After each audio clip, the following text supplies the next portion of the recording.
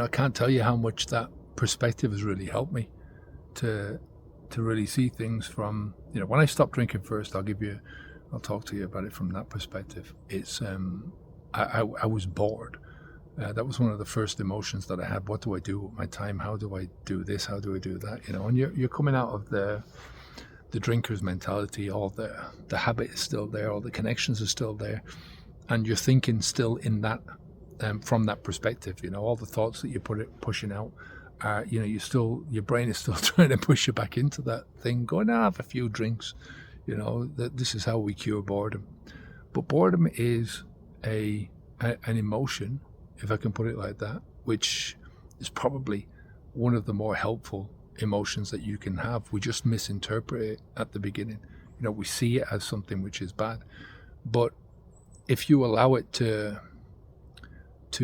enter your life, if you like, if you allow it to take the actions that it needs to take, or to process, if you process the boredom in the right way, that's probably the best way of saying this, then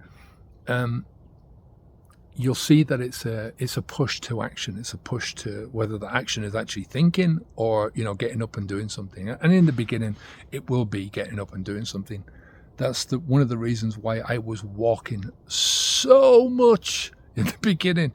Honestly, I was out in the morning at 5 o'clock, 4:30 with a torch on my head, going down the beach, and walking for, I think it was 7 kilometers.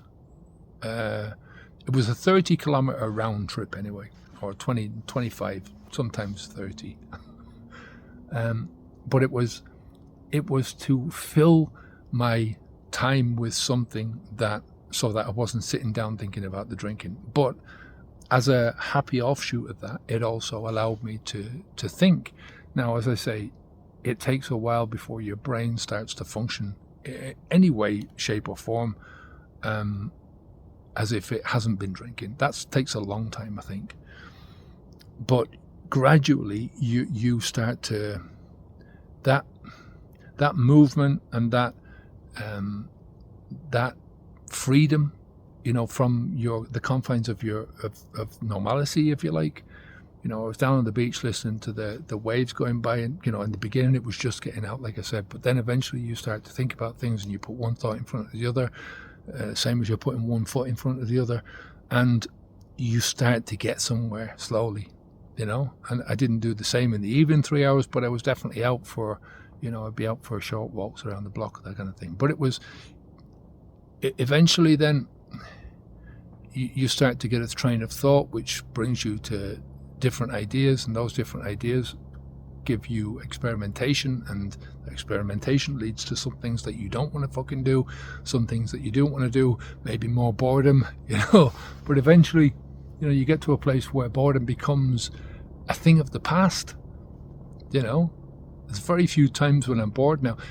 The only time that I'll get really bored now is when I'm, if my brain is overworked, right? So if I push my brain too far, push the thinking too far, like we're doing, revisiting some of a lot of the videos now on the program. So I'm rethinking a lot of the videos from the second month onwards, and it's the actual piecing together how I'm going to put this video and then the next video, and how I'm going to lead people into an outcome that I would like them to have.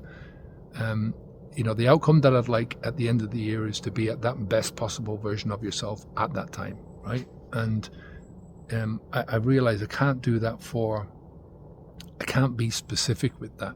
I can get you to 30 days alcohol-free, right? And I can be specific about even 2 months, 3 months. I can be specific about where you will be after that time, more or less. A year, everyone's going to take different directions. So anyway, that really tires my brain up, that kind of thinking. And then if I'm sitting there and I can't really think, then I'll be bored and I'll watch something, or watch anything, generally watch some TV. So it is what it is anyway. Bit of a rant one today, but take care of yourself. Boredom is your friend. Take care. Onwards and upwards. Bye now.